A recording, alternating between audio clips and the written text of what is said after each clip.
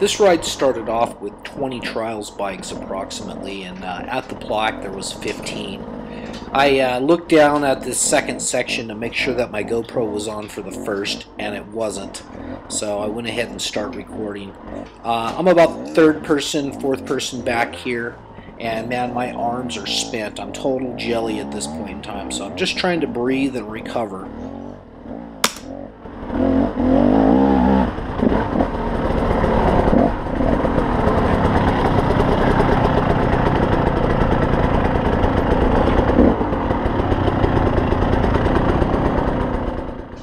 With this type of ride on a big bike, you want to really be in a spot to keep your momentum up, and that really helps offset some of the weight and some of the traction issues with it. So what I was trying to do here is just let people kind of get out a little bit in front of me and not get too bunched up.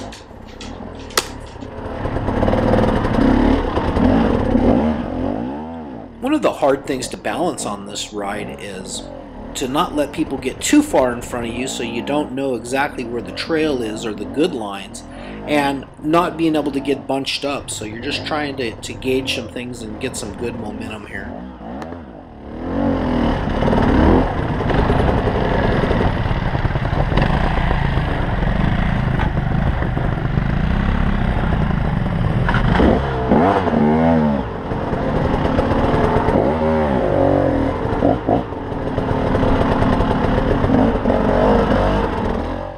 One thing is super important is not to try to use unnecessary energy. So what I'm trying to do here is just kind of get the bike positioned, and for this little wall, although it doesn't look like much on video, is pretty gnarly to do. So trying to get the best setup possible and then just make a real good run at it so I can carry momentum over the top and actually get somewhere.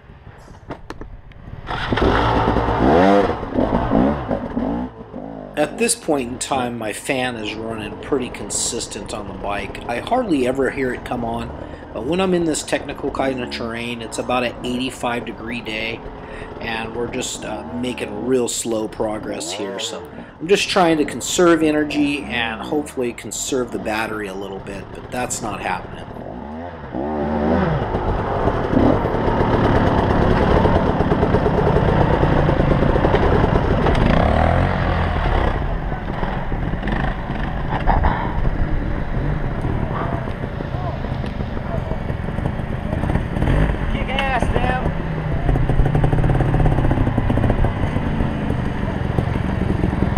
That's what it takes, brother. Ooh, take the little break when I can. Yeah, there's still a bunch of people behind us right now.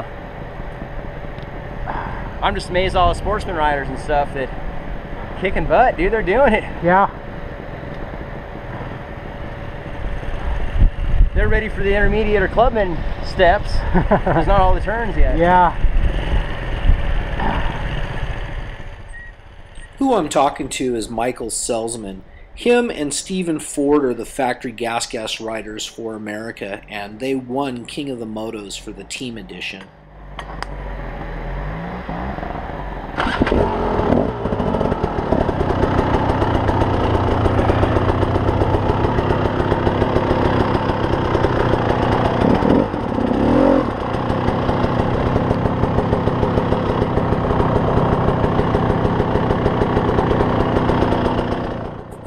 Once again, this is a pretty gnarly climb. It doesn't really look like it on video once again, but getting the bike positioned in a spot where you can get good traction and drive and momentum to get to the top is really important.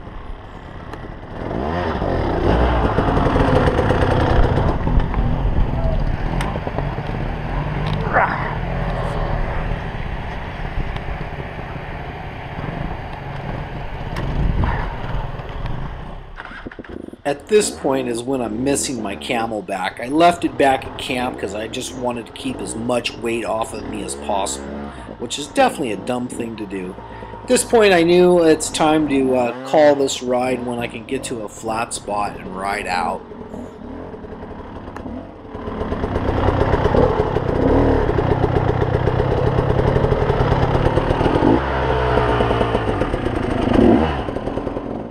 Right here, I'm strategically looking for a place to plant my back wheel and kind of get it set up because I know I'm going to need some drive on this. This is about 20 foot long and it's probably 15 foot of vertical. So trying to get the biggest run I can and kind of conserve some energy. I still have a trials event to go do tomorrow.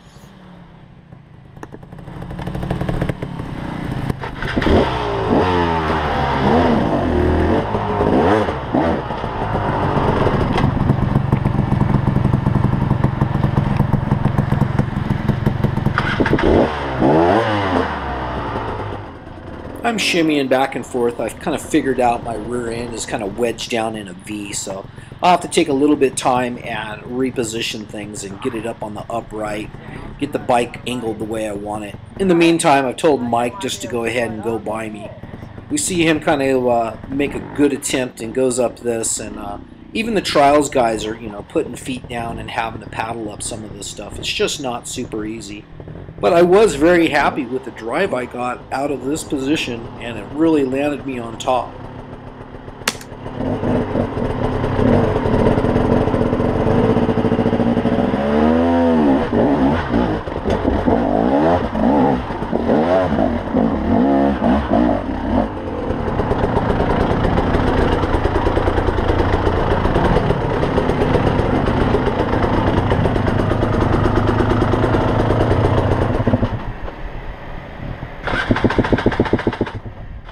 Battery has had enough. Time to resort to the Kickstarter.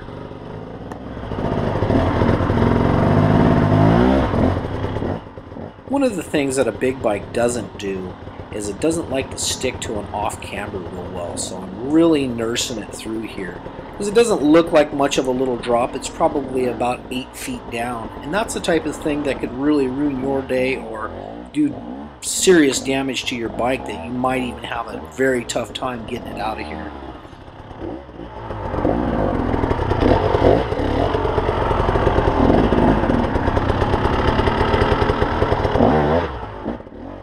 Anyone that's pretty slick may notice I'm actually using the clutch through this. I'm riding a 2013 KTM 300 XCW, and I am not using a recluse clutch. I'm using the standard clutch through all of this. And the bike has really an easy to use clutch, and it does make this bike really nice to ride through this technical stuff.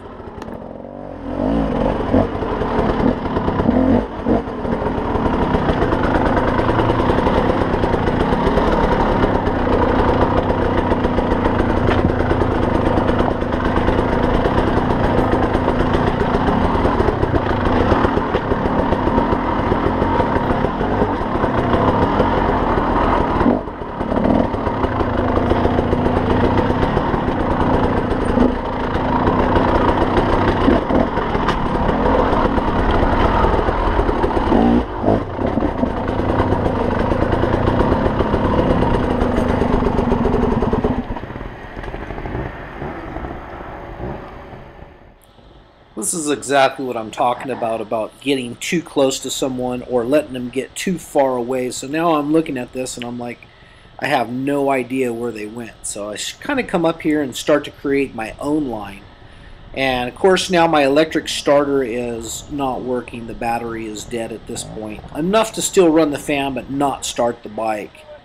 And what I've done is now I've committed here, and Bruce Davis is telling me the line to take, and I'm definitely already committed here, so I just have to ride it out. I've heard this before, that electric starters are for sissies, but this is definitely case in point where an electric start is perfect. Bike's kind of wedged up against the side here, and I got no chance of even touching the kickstarter. If I was able to get the bike started here, I could have just rode down this nice, smooth, and easy, but not so. Ended up having to push it down and bulldog it.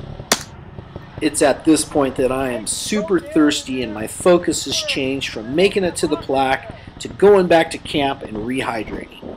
I'm sure I could have bummed some water from the guys, but just not my style. I will return back out here to complete the full loop and go to the memorial plaque. If you like this type of riding, I highly recommend you look up the Southern California Trials Association and the Plonkers Trials Club.